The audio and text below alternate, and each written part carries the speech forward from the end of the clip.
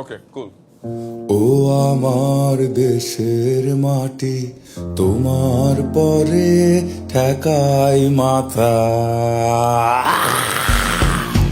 ও আমার দেশের মাটি তোমার পরে ঠেকাই মাথা। এঁটেল মাটি দোআঁশ মাটি ঠেকাই মাথা, ঠেকাই মাথা, ঠেকাই মাথা।